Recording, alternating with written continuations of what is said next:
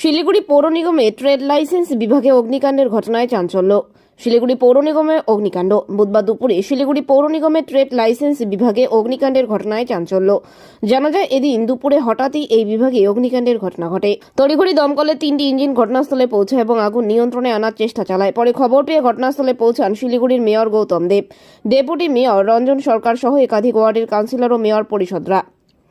প্রায় ঘণ্টাখানেকের চেষ্টায় আগুন নিয়ন্ত্রণে আসে। এদিকে এই বিষয়ে শিলিগুড়ির মেয়র গৌতম দেব জানান, খুব একটা ক্ষতি না হলেও ট্রেড লাইসেন্স বিভাগে বেশ কিছু নথির মধ্যে 75% নথি ডিজিটালি করা হয়েছিল, তবে 25% নথি ডিজিটালি করা হয়ে ওঠেনি, যেটি এই অগ্নিকাণ্ডে হয়তো ক্ষতিগ্রস্ত হয়েছে বলে মনে করছেন তিনি।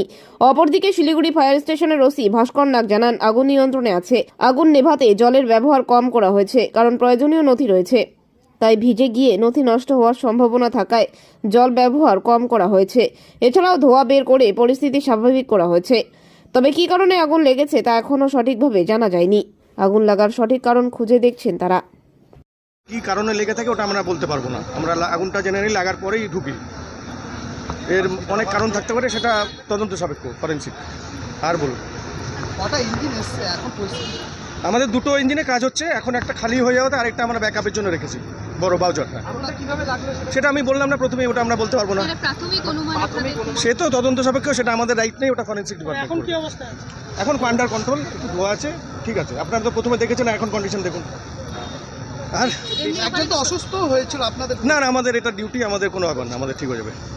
আর ওখানে তো প্রচুর কাগজপত্র ছিল, নথিপত্র ছিল। হ্যাঁ, ট্রেড লাইসেন্সের একটা সেকশন শুনলাম আমি, কিন্তু আমরা যতটা চেষ্টা করেছি জল না দেওয়ার চেষ্টা করেছি, মানে ধুয়োকে ইয়ে করে করে বা ওই কাগজগুলোকে সরিয়ে বস্তা দিয়ে, কর্পোরেশনের লোকরাও হেল্প করেছে, ওরা বস্তা দিয়ে কাগজ অনেক সরিয়ে ফেলেছে সিকিউর জায়গায়।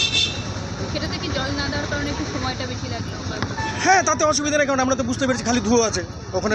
সাধারণ পাবলিক না গেলেও আমরা বিএসএফ করে যেতে পারবো। কাজেই জলটা যত না দেওয়া যায় তত ভালো, পাবলিকের সম্পত্তি থাকে এখানে। আগুনে কতটা ক্ষতি হয়েছে সেটা আমি বলতে পারবো না, এটা ট্রেড লাইসেন্স সেকশন বলবে, ওরা মানে পরে ইয়ে করে তদন্ত করে। ঠিক আছে, থ্যাংক ইউ। স্যার আপনার নাম? আমি ভাস্কর নাগ, ওসি শিলিগুড়ি ফায়ার স্টেশন।